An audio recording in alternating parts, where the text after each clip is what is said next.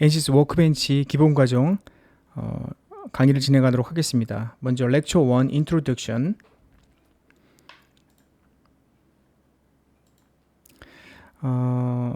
먼저 이 과정에서는 보통 이제 mechanical application이라고 하면은 mechanical application이라고 하면 구조 해석을 할 수 있는 해석 카테고리라고 이제 보시면 되거든요. 구조 해석을 진행할 때 구조 해석에 필요한 것들이 기본적인 스태틱 스트럭처럴, 그 다음에 뭐 비선형, 구조 비선형, 그 다음에 모달 해석, 하모닉, 그 다음에 랜덤 바이브레이션, 뭐 그런 여러 가지 해석들이 있습니다. 그것들을 전부 다 뭐라고 하냐면 NCS Mechanical Application이라고 하고, 그 과정 중에 기본적인 거를 배우는 과정이 이번 과정이 되겠습니다. 이 과정에서는 NCS Mechanical을 이용해서 이제 구조하고 그 다음에 연례 해석을 수행하는 기본적인 방법을 다룹니다. 그래서 이 과정을 마치면 그 다음에 열 전달, 또 심화 과정으로 열 전달, 그 다음에 구조 비선형 혹은 그 다이나믹 해석, 그런 그 고급 과정도 수강하시기 바랍니다. 기본적으로 본 과정에서 진행하는 것들은 사용자 인터페이스, 그 다음에 이제 지오메트리를 불러들이고 내보내고 그런 작업들, 그 다음에 이제 메쉬를 하는 거. 무조건 유한 요소를 해석할 때는 항상 메쉬 작업을 진행을 하거든요. 유한 요소 자체가 이제 메쉬니까. 그 다음에 이제 하중을 적용하는 것, 그다음에 경계 조건을 적용하는 것, 그 모든 것들을 다루고, 그 다음에 이제 포스트 프로세스라고 해갖고 결과를 검토하는 그런 기능들을 설명하도록 하겠습니다. 그래서 미케니컬 어플리케이션 안에는 여러 가지가 있다고 했는데, 그 중에 이번 과정에서는 linear static, 그다음 modal structural analysis, 그다음 steady state thermal analysis 등에 대해서 이제 설명을 하도록 하겠습니다.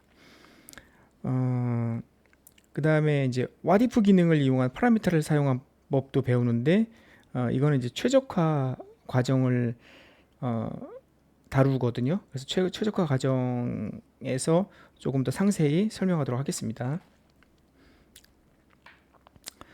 자, NCS 워크벤치의 기본적인 기능을 이제 소개하면, 워크벤치를 시작하는 걸 어떻게 시작할 건가, 그 다음에 워크벤치의 환경에 대해서 어떤 환경으로 이루어져 있는지, 그 다음에 툴박스, 그 다음에 기본적인 워크플로우가 어떻게 되는지, 그 다음에 사용자가 선택적으로 워크플로우를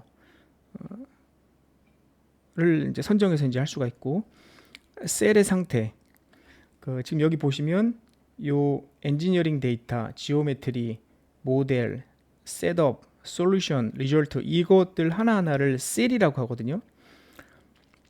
그러면 요 셀을 상태를 이제 다루는 것들을 배우고, 그 다음에 이제 프로젝트 스키매틱이라고 하면 요걸 이제 프로젝트 스키매틱이라고 합니다. 요 창을, 요 프로젝트 스키매틱에 대해서 이제 배우고, 그 다음에 선택적으로 워크벤치 윈도우를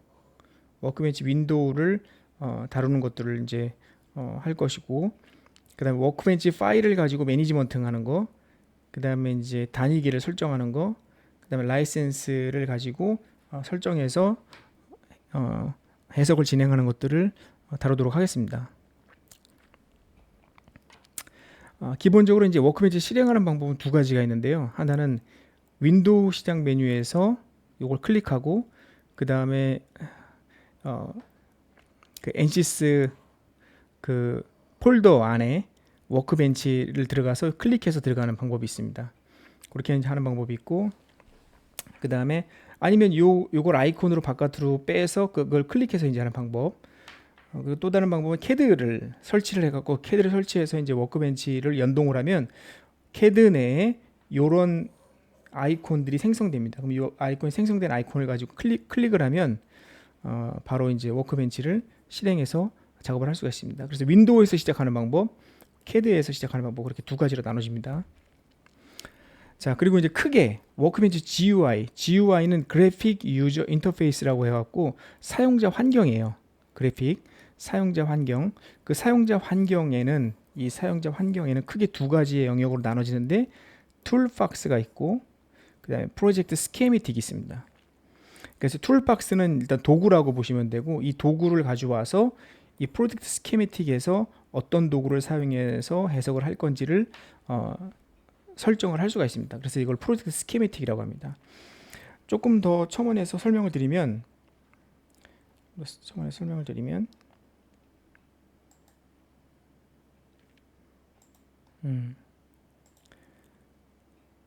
보통 이제 해석은 엔시스사는 보통 멀티 피직스를 추구를 했었거든요. 멀티 피직스를 추구했는데, 멀티 피직스, 아이고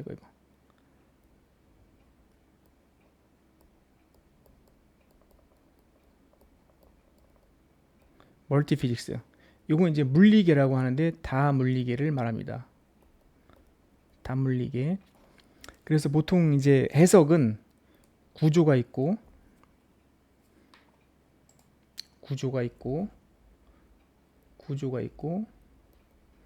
그 다음에 유동이 있고, 그 다음에 이제 전자기가 있습니다.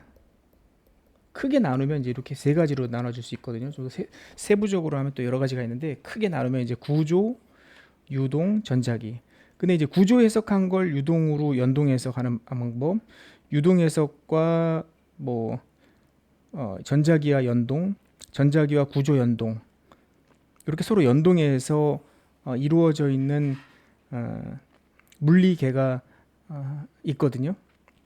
그럼 이 물리계를 가지고 여기서 이제 그 요 툴박스에서 언어리 세팅을 열면, 언어리 세팅이 이제 구조 쪽을 드래그인 방식으로 갖다 놓고, 그 다음에 또 이제 구조, 여긴 구조, 그 다음에 또 이제 유동 부분을 또 이제 갖다 놓고, 뭐 전자기 부분을 갖다 놓고, 그래서 얘를 서로 연결시켜 갖고 해석을 진행하는 것들을 여기서 계획할 수가 있습니다. 자, 이제 그렇게 이해하시면 되고, 자, 그 다음에 그 툴박스에는 4개의 하위 그룹으로 이루어져 있는데, 4개의 하위 그룹,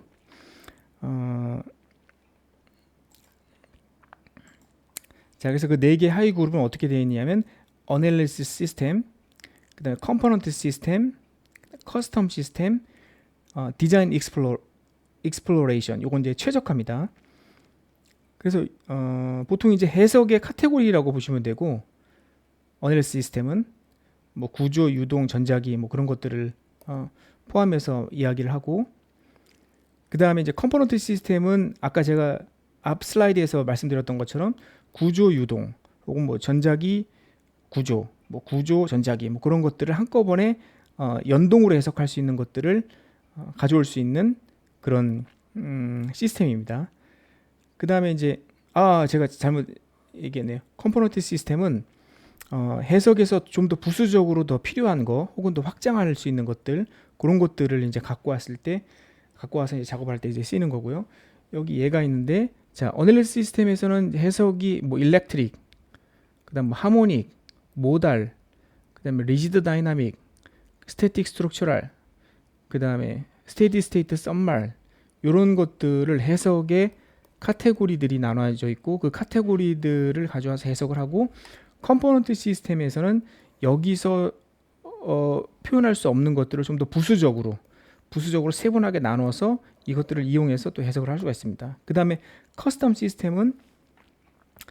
시스템은 그 보통 이제 앞서도 제가 앞 슬라이드 설명드렸던 것처럼 유동 구조, 전자기 그런 것들을 한 번에 커플드 되어 있는 거를 가져와서 또 해석을 이제 수행할 수가 있고요. 그 다음에 이제 마지막 디자인 익스플로레이션은 이제 최적화를 할 때 사용하는 그런 시스템입니다. 자, 그 다음에 이제 언어 시스템과 컴포넌트 시스템에서는 아이콘들이 설치된 라이센스 따라 다르게 나타나는데요. 만약에 예를 들어서 내가 구조만 했다, 구조 중에서도 뭐 가장 기본적인 것만 했다, 그러면 10쪽이 안 나올 수도 있습니다. 그런 걸 이제 얘기하는 거고, 그 다음에 요 view or customize, 지금 여기 보면 여기 부분을 내가 체크를 하면 박스를 통해 툴박스에 보여지는 아이콘을 조절을 할 수가 있어요. 여기 선택해서. 그 다음에 툴박스에서 커스터마이제이션 창은 기본적으로 이제 비활성화되어 있습니다. 자, 그다음에 이제 프로젝트 스키매틱, 아까도 얘기했던 것처럼 프로젝트를 계획하는 요 창에서는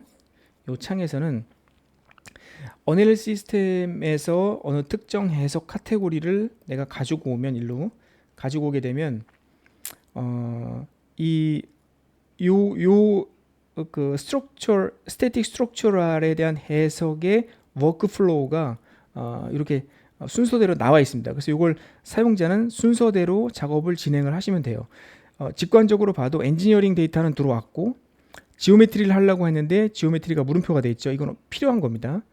그럼 당연히 지오메트리가 없기 때문에 모델 쪽에서도 불완전하고 셋업도 안 돼 있고 솔루션도 안 돼 있기 때문에 물음표가 떠 있는 겁니다. 이렇게. 자, 그리고 이제 요 스키매틱 창 안에 사용자가 지오메트리 갖다 놓고, 그다음에 메쉬인 갖다 놓고, 플루언트 갖다 놓고, 그다음에 리졸트를 갖다 놔서 결과를 이렇게 한꺼번에 이제 볼 수도 있습니다. 컴포넌트를 가지고 이렇게. 자, 그래서 이 시스템을 연결할 때는 그냥 드래그인 방식으로 하면 되고, 마우스를 통해서 드래그인 식으로 해서 요거 하나하나를 셀이라고 했죠. 그 셀에다가 얹어 놓으면 이게 연결이 됩니다. 이게 연결이 안 됐다고 하더라도 그냥 요걸 클릭해서 드래그인 방식으로 갖다 연결을 하면 이렇게 연결되어 있는 이런 체인을 볼 수가 있습니다. 요거를 이제 업스트림이라고 하거든요. 그래서 요걸 이제 올려 놓으면 시스템 사이를 자동으로 연결을 하죠. 이렇게. 자, 그다음에 이제 우리가 또 알아야 될 거는 요런 아이콘의 의미하는 게 뭐냐. 우리가 직관적으로 봤을 때 이렇게 체크되어 있는 거, 녹색으로 체크되어 있는 거는 다 된 겁니다. 다 된 거고, 그 다음에 이렇게 화살표가 서로 이렇게 맞물려서 돌아가는 식으로 되어 있는 거는 위쪽에 있는 상위 시스템이 체크가 됐으면 그 다음에 얘를 리프레시를 하는 거예요. 그러니까 이런 경우가 있거든요. 어떤 경우냐면 지오메트리하고 모델까지 다 세팅이 다 됐어요. 근데 물성치를 바꿀 필요가 있죠. 물성치를 바꿀 필요가 있을 때 우리는, 자, 물성치가 만약에 바뀌었다면, 그 다음에 모델도 바뀌었다면, 그 다음에 이제 얘를 리프레시를 이제 해주는 겁니다. 그래서 상위 데이터가 변경이 됐다. 그러면 이제 얘가 그 다음 하위 데이터에 이런 물결 무늬가 표시가 되고, 그 다음에 이제 데이터가 다 변경이 됐고 앞에 셀로부터의 아웃풋 갱신이 필요할 때 그때 이제 이런 변경 표시가 필요하고, 아웃풋을 보기 위해서는 또 솔빙도 해야 되죠. 그러면 얘는 솔빙을 요구하는 경우도 있습니다. 그다음에 상위 데이터가 정의되지 않았을 때, 그 다음에 선택 셀을 정의하거나 업스트림 셀의 정의가 필요할 때 그때 이제 물음표가 되는데, 여기는 이제 이렇게 비어 있는 그런 물음표고 얘는 꽉 채워져 있는 물음표가 표시가 되죠. 그 다음에 이렇게 요거 이제 솔빙 표시인데, 요 솔빙 표시에서 모래가 표시가 있으면 얘가 해석 중입니다. 그 다음에 이제 솔빙 표시에서 여기 X 표시가 있으면 업데이트가 실패됐거나 해석이 실패된 경우, 그 다음에 이렇게 정지 표시가 있으면 업데이트가 일시 중지되고, 그 다음에 이런 체크 표시에다가 위에 화살표가 있으면 요 셀은 최신 데이터지만 업스트림의 변화로 다음 업데이트 수행 시 변경될 수 있다는 이제 그런 내용입니다. 자, 지금 여기 예를 보면 A 세 번째, A3의 지오메트리가 완성이 됐어요. 완료가 됐어요. 그러면 A4가 아직 메시를 열어보지 않은 상태고 이거를 여기에 반영하지 않은 상태입니다. 그래서 리프레시를 요구를 하죠. 자, 그 다음 예를 볼까요? 자, 해석이 완료되고 포스트 프로세싱, 후처리 과정에서 업데이트 돼야 하는 상황이에요. 해석만 완료되고 리졸트는 업데이트가 안 된 거죠. 그래서 이 상태에서 이제 오른쪽 마우스를 누르면 업데이트 표시가 나오면 그걸 체크를 하면 이것도 이제 업데이트가 됩니다. 이거는 이제 참고로 이제 알아두시고, 자, 그다음에 이제 프로젝트 스키매틱을 구성하기 위해서 우리가 스태틱 스트럭처럴을 이렇게 가져온 경우입니다. 그런 경우에 이렇게 엔지니어링 데이터, 지오메트리, 모델, 셋업, 솔루션, 리졸트를 순서대로 이제 작업을 진행한다는 얘기고, 요걸 들여왔을 때 엔지니어링 데이터만 체크되고 엔지니어링 데이터만 넘어왔다는 얘기입니다. 그럼 얘가 지금 우리가 작업을 해야 될 거는 모델을 작업해야 되고, 그 모델을 가지고 메시 작업, 경계 조건 설정을 하고, 그 다음에 해석을 진행한 다음에 결과를 보는 그런 순서대로 작업을 진행합니다. 조금 더 보충 설명을 드리면 우리가 보통 해석을 진행하면서 워크벤치는 해석을 진행할 때 그냥 순서대로만 작업을 진행하면 되는데, 기본적으로 엔지니어는 뭘 알아야 되냐면 해석의 단계를 알아야 됩니다. 단계. 자, 그래서 해석의 단계는 크게 전처리, 두 번째 해석 단계, 그다음 세 번째 후처리 단계. 이런 작업들을 이제 진행을 하죠. 이렇게. 향후에 그러니까 요 내용에 대해서 더 설명하는 부분이 나오거든요. 그때 좀 더 자세히 설명드리도록 하겠습니다. 자, 그래서 우리가 이제 셀이다 그러면 이제 요거 하나하나를 셀이다 그러면 이제 요거 하나하나를 이제 설명을 하는 거고, 자, 이렇게 요 셀이다 그러면 이제 얘가 스테디 스테이트 썸마리라는 어널리시스를 갖고 그거에 대한 요 엔지니어링 데이터, 지오메트리, 모델, 셋업, 솔루션, 리절트가 다 셀입니다. 그럼 얘는 총 몇 개의 셀로 이루어졌냐면 하나, 둘, 셋, 넷, 다섯, 여섯 개의 셀로 이루어져 있습니다. B 같은 경우도 6개의 셀로 이루어져 있죠. 그러면 우리가 보통 이제 이렇게 표현을 해요. 사용자가 이제 알아두셔야 될 게 A2 셀이다. 그러면 어디를 얘기하죠? 이 부분을 얘기하는 겁니다. 이 부분. 자, 그 다음에 B4의 셀이다. 그러면 여기를 얘기하는 겁니다. 그러면 자, A4를 B4로 연결하세요. 그러면 이제 A4에 있는 요 모델을 요 B의 4로 연결했다는 얘기예요. 이렇게. 그러니까 셀은 어떻게 이니셜하고 숫자가 붙는지 이해가 되셨죠?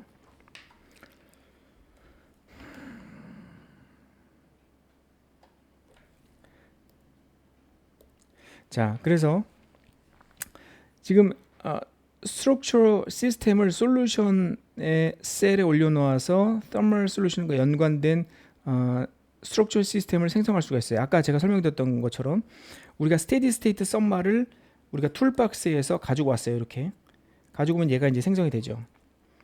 그 다음에 스태틱 스트럭처를 갖다 붙일 때는 내가 여기 지오메트리에다 갖다 붙인다, 아니면 솔루션에 갖다 붙인다에 따라서 솔루션에 갖다 붙이면 이렇게 연결이 되고, 그 다음에 지오메트리에다 갖다 붙이면 지오메트리 2개만 연결되고, 모델에다 연결되면 이렇게 3개만 연결되고, 그렇게 해서 얘를 서로 이렇게 연결을 시킬 수가 있습니다. 이렇게. 자, 그 다음에 이제 RMB라고 하는 그 용어를 많이 쓰는데, RMB는 뭐냐면 Right Mouse Button. 그래서 오른쪽 마우스 버튼을 클릭하고 그 다음에 이제 새로운 데이터를 전송할 때, 또는 새로운 거로부터 데이터를 전송할 때, 그럴 때 이렇게 이제 사용할 수가 있고요. 예를 들면 자, 솔루션에서 내가 어떤 데이터를 만약에 내가 새로운 데이터를 가지고 전송을 하고 싶다. 그럼 요걸 클릭한 다음에 여기서 어떤 특정 해당되는 데이터를 가지고 뭐 불러온다던가 혹은 내보낸다던가 이제 그런 것들을 이제 할 수가 있습니다. 자, 여기는 이제 새로운 데이터로부터 갖고 오고 새로운 데이터로 내보내고 그런 거죠. from은 가져오는 거, to는 뭐뭐에게로 가는 거고, 그렇게 해서 이제 이런 것들을 해석을 수행할 수가 있습니다. 자, 그 다음에 프로퍼티 보면 만약에 예를 들어서 지오메트리 컴포넌트에 있는 지오메트리 선택했을 때 프로퍼티를 체크하면 이 프로퍼티 안에서 이 지오메트리의 기능들을 제한할 수가 있습니다. 솔리드 바디를 체크하고 서페이스 바디, 라인 바디까지 체크하면 얘는 솔리드 바디, 서페이스 바디, 라인 바디를 불러오거나 그렇게 생성할 수가 있다는 얘기예요. 그 다음에 이제 주로 많이 쓰는 게 어널리시스 타입을 3D로 할 거냐 2D로 할 거냐. 근데 3D로 해놓고 내가 2D를 한다 그러면 안 됩니다. 우리가 어널리시스 타입을 2D로 반드시 바꿔주고 그 다음에 이제 모델링에서 2D 작업을 진행하는 거죠. 우리가 2D 작업을 할 때 항상 명심해야 될 거는 뭐냐면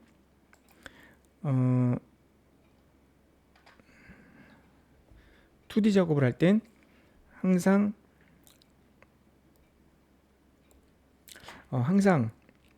좌표축 기준으로 여기가 x가 되고 여기가 y가 되는 이 평면에 그림을 그려야 됩니다.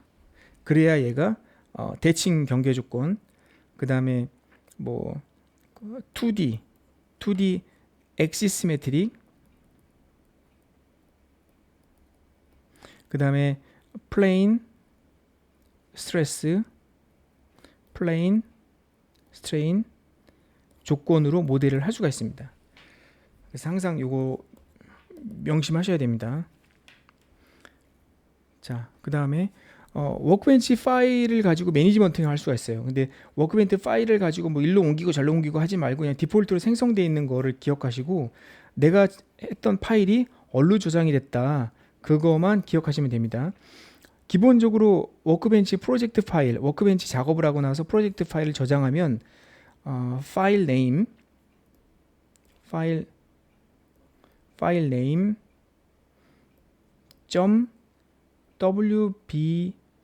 .wbpj 파일이 생성이 되고, 그 이 생성된 파일에 저장된 경로에 가면 이렇게 두 개의 파일이 만들어집니다. 내가 만들어 놓은 파일 네임하고 언더바 파일스가 그 폴더 내에 들어가면 요런 파일들이 있다는 거예요. 그걸 이제 말씀드리는 겁니다. 자, 그리고 이제 뷰에서 파일 옵션을 활성화시키면 워크벤치에 저장된 파일들이 어느 폴더에 기록되어 있는지 알 수가 있어요. 오케이.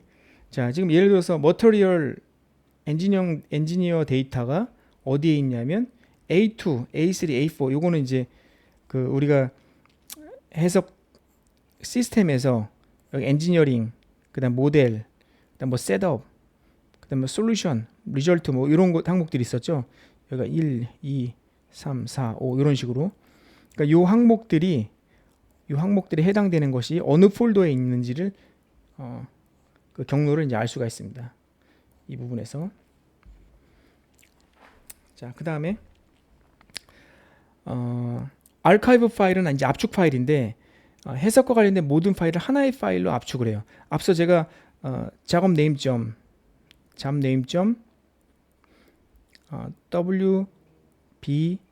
wbpj 파일이 만들어진다 그랬죠. 근데 얘는 wbpj 파일하고 job name.file files 폴더가 있고, 그 다음에 job name.wbpz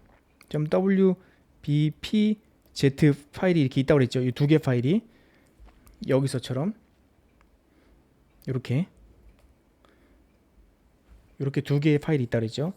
그래서 이 두 개의 파일을 열어보면 이제 이렇게 폴더가 나눠지는데, 만약에 이 데이터를 가지고 내가 이제 전송하거나 어디 특정한 폴더에 저장하려면 관리하기가 힘드니까 이거를 이런 식으로 zip 파일로 저장하면 이 두 개의 폴더로 저장되는 게 아니라 wbpz라고 하는 압축 파일로 만들어집니다.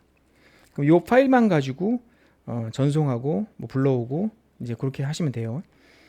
그럼 얘를 저장할 때는 이 아카이브에서 저장을 하고, 그 다음에 이제 결과를 같이 저장할 거냐, 아니면 뭐 디렉토리에 있는 외부 파일까지 포함해서 저장할 거냐, 이제 그런 옵션들을 체크해서 아카이브 파일을 만들 수가 있습니다. 그 다음에 단위계도 설정할 수가 있습니다. 단위계를 설정하는데 일반적으로 하는 단위계를 설정할 수 있고, 일반적인 단위계는 보통 이제 SI 단위계, 매트릭도 이제 뭐 미터 단위, 미리 단위, 그다음에 US 단위, 그다음에 US 엔지니어링 단위, 이렇게 단위계를 설정해서 이제 할 수가 있고, 그다음에 이 단위계는 내가 내보낼 수도 있고 불러올 수도 있고 이제 그렇게 할 수가 있습니다. 그리고 이제 이 파일을 단위계를 정의된 단위로 모두 값을 표시할지 혹은 사용자가 정의한 단위로 표시할지를 여기서 선택을 할 수가 있습니다. 자, 그래서 이제 단위 계를 가지고 익스포트 혹은 임포트 기능까지 같이 있고, 그 다음에 라이센스를 선택을 해서 내가 지금 사용하는 라이센스를 체크해서 그거에 해당되는 것만 작업을 할 수도 있습니다. 그 다음에 지금 각각 해당되는 라이센스를 또 이제 공유할 수도 있고, 네. 그래서 이번 1과를 마치도록 하겠습니다. 네, 감사합니다.